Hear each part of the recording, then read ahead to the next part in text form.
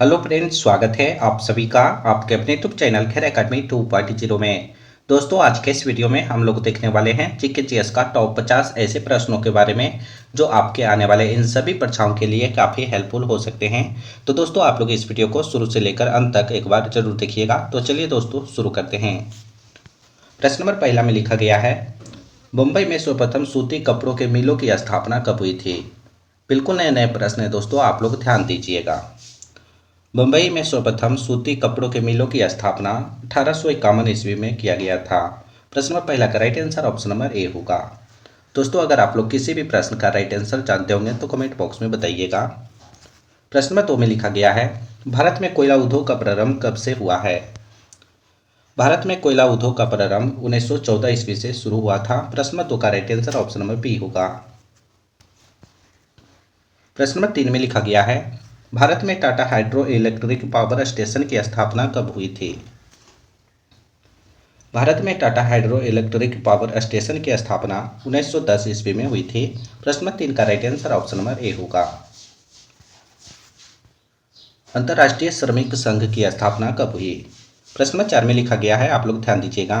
अंतर्राष्ट्रीय श्रमिक संघ की स्थापना कब हुई थी? अंतर्राष्ट्रीय श्रमिक संघ की स्थापना 1919 ईस्वी में हुई थी। प्रश्न नंबर 4 का right answer option number B होगा। दोस्तों, वीडियो पसंद आए तो एक लाइक जरूर कीजिएगा। अगला प्रश्न देखिए। प्रश्न नंबर 5 में लिखा गया है, जमशेदजी टाटा ने Tata iron and steel company की स्थापना कब की थी? जमशेदजी टाटा ने Tata iron and steel company की स्थापना 1907 ईस्वी में की थी। प्रश्न नंबर 5 का right answer option number B होगा। सेफ्टी लैंप का आविष्कार किसने किया था?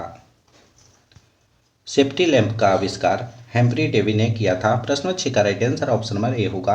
आप लोग याद रखिएगा। औद्योगिकरण का सबसे बुरा प्रभाव किस उद्योग पर पड़ा था?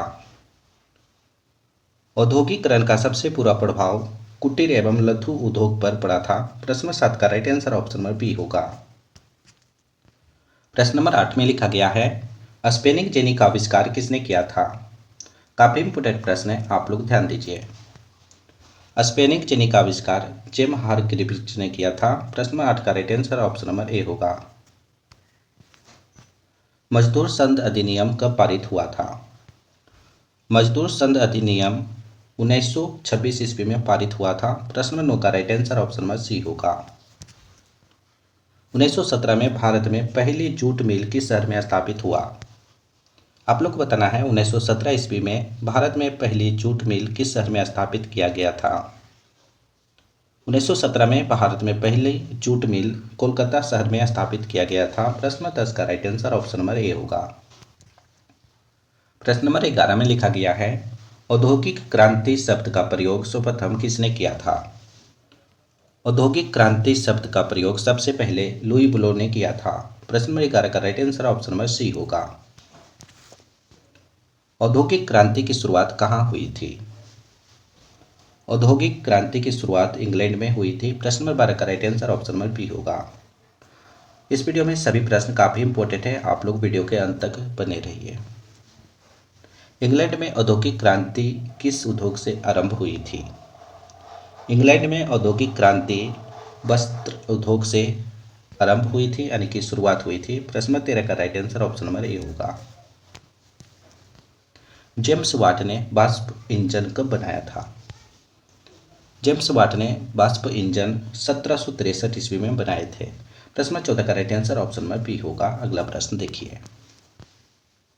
इंग्लैंड में सभी स्त्रियों एवं पुरुषों को वयस्क मताधिकार कब मिला? आप लोग को बताना है इंग्लैंड में सभी स्त्रियों एवं पुरुषों को वयस्क मताधिकार कब मिला?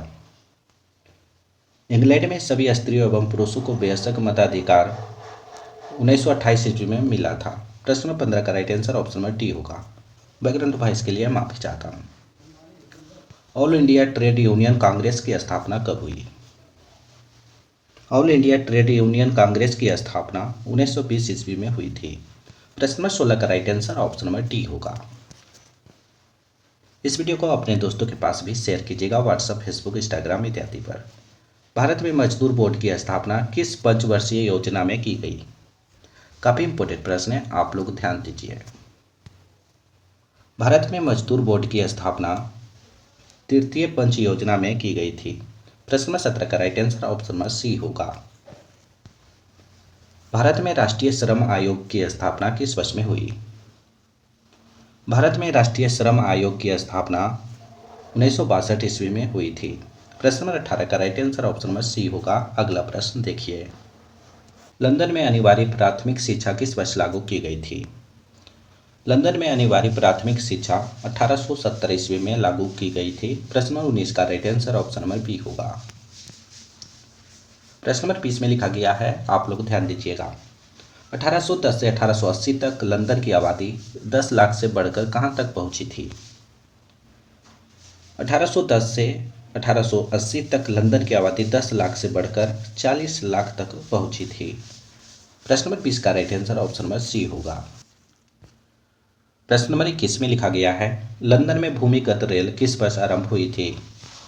आप लोग को बताना है लंदन में भूमिगत रेल किस वर्ष में शुरू हुई थी। लंदन में भूमिगत रेल 1863 ईस्वी में आरंभ हुई थी। प्रश्न नंबर 21 का right answer option number C होगा। कौन सा सामाजिक वर्ग बुद्धिजीवी वर्ग के रूप में उभर कर आया था? मध्यम वर्ग बुद्धिजीवी वर्ग के रूप में उभर कर आया था। प्रश्न नंबर 22 का right answer option number D होगा। पाटलिपुत्र किसके समय में मगध की राजधानी बनी थी? पाटलिपुत्र उदयनी के समय में मगध की राजधानी बनी थी। प्रश्न नंबर 23 का right answer option number B होगा। अगला प्रश्न देखिए, मेगास्थनीज ने पाटलिपुत्र की यात्रा किसके शासनकाल में की थी? काफी इंपोर्टेंट प्रश्न है, आप लोग ध्यान दीजिए। मेगास्थनीज ने पाटलिपुत्र की यात्रा चंद्रगुप्त मौर्य के शासनकाल में की थी। प्रश्न 24 का right answer option number A होगा। पटना में गोलघर का निर्माण किस वर्ष में किया गया था? पटना में गोलघर का निर्माण किस वर्ष में किया गया था? तो आप लोग याद रखिएगा 1786 ईस्वी में। प्रश्न नंबर 25 का right answer option number C होगा। प्रश्न नंबर 26 में लिखा गया है, अंग्रेज यात्री राल्फ पिच ने पटना की यात्रा किस वर्ष में की थी? काफी इंपोर्टेंट प्रश्न है, आप लोग ध्यान दीजिए। अंग्रेज यात्री राल्फ पिच ने पटना की यात्रा 1856 ईस्वी में की थी। प्रश्न नंबर 26 का right answer option number A होगा। अगला प्रश्न देखिए, किन देशों में नगरों के प्रति रुझान देखा जाता है? यूरोपीय देशों में नगरों के प्रति रुझान देखा जाता है। प्रश्न नंबर 27 का right answer option number C होगा। आधुनिक शहरों का उदय सबसे पहले कहाँ हुआ? आधुनिक शहरों का उदय सबसे पहले लंदन शहर में हुआ। प्रश्न नंबर 28 का right answer option number B होगा। मानव शरीर का रक्त बैंक किसे कहा जाता है? मानव शरीर का रक्त बैंक प्लीहा को कहा जाता है। प्रश्न नंबर 29 का right answer option number B होगा। मनुष्य के शरीर में पित्त कहाँ उत्पन्न होता है? मनुष्य के शरीर में पित्त उत्पन्न यकृत में होता है। प्रश्न नंबर 30 का right answer option number A होगा। गन मेटल किसका मिश्र धातु होता है? सभी प्रश्न काफी इंपॉर्टेंट है, आप लोग वीडियो के अंत तक बने रहिए। Gun metal tin copper zinc उपयुक्त सभी का मिश्र धातु होता है। प्रश्न नंबर 31 का right answer option number D होगा। प्रकाशीय तंतु में प्रकाश किस सिद्धांत पर कार्य करता है? प्रकाशीय तंतु में प्रकाश पूर्ण आंतरिक प्रवर्तन के सिद्धांत पर कार्य करता है। प्रश्न नंबर 32 का right answer option number C होगा। किस वैज्ञानिक ने क्रम विकास का सिद्धांत दिया था? काफी इंपोर्टेंट प्रश्न है, आप लोग ध्यान दीजिए। चार्ल्स डार्विन ने क्रम विकास का सिद्धांत दिए थे। प्रश्न नंबर 33 का right answer option number D होगा। मनुष्य के शरीर में प्रचुर मात्रा में पाए जाने वाला तत्व कौन सा है? मनुष्य के शरीर में प्रचुर मात्रा में पाए जाने वाला तत्व ऑक्सीजन है। प्रश्न नंबर 34 का right answer option number C होगा। मानव शरीर की सबसे बड़ी कोशिका का नाम क्या है? मानव शरीर की सबसे बड़ी कोशिका का नाम तंत्रिका कोशिका है। प्रश्न नंबर 35 का right answer option number C होगा। सबसे पहले डीएनए को किसने अलग किया था? सबसे पहले डीएनए को फ्रेडरिक ने अलग किए थे। प्रश्न नंबर 36 का right answer option number B होगा। प्रश्न नंबर 37 में लिखा गया है, ट्रांसफार्मर किस सिद्धांत पर कार्य करता है? ट्रांसफार्मर अनयन प्रेरण, विद्युत चुम्बकीय प्रेरण उपयुक्त दोनों के सिद्धांत पर कार्य करता है। प्रश्न 37 का right answer option number C होगा। सोडियम और पोटेशियम को किसमें डुबोकर रखा जाता है? सोडियम और पोटेशियम को केरोसिन तेल में डुबोकर रखा जाता है। प्रश्न 38 का right answer option number D होगा। लोहे पर जंग लगना किस तरह की अभिक्रिया है? लोहे पर जंग लगना ऑक्सीकरण और अपचयन रेडॉक्स अभिक्रिया दोनों तरह की अभिक्रियाएं हैं। प्रश्न 39 का right answer option number C होगा। अगला प्रश्न देखिए, दांतों के अध्ययन को क्या कहा जाता है? दांतों के अध्ययन को ओडोंटोलॉजी कहा जाता है। प्रश्न 40 का right answer option number D होगा। छाया में पनपने वाले पौधे को क्या कहते हैं? काफी इंपोर्टेंट प्रश्न है, आप लोग ध्यान दीजिए। छाया में पनपने वाले पौधे को सियोकाइटस पौधे कहते हैं। प्रश्न नंबर 41 का right answer option number C होगा।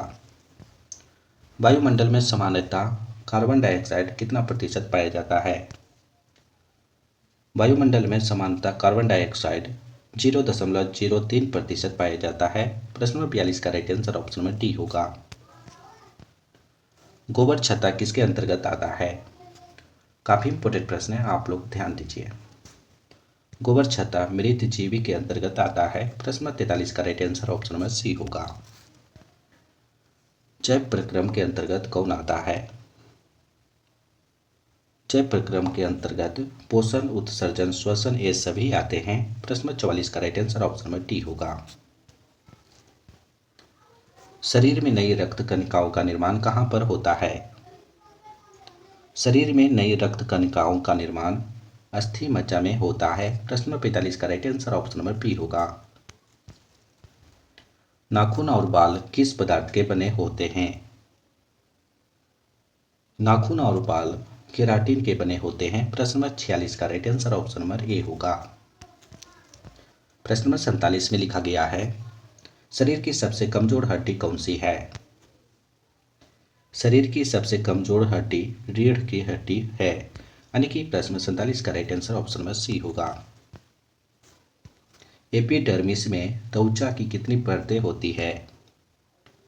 एपिडर्मिस में त्वचा की 5 परतें होती है। प्रश्न नंबर 48 का right answer option number C होगा। डीएनए की आकृति को क्या कहते हैं? डीएनए की आकृति को डबल हेलिक्स कहते हैं। प्रश्न नंबर 49 का right answer option number C होगा। मानव शरीर में सबसे मजबूत मांसपेशी कौन सी है?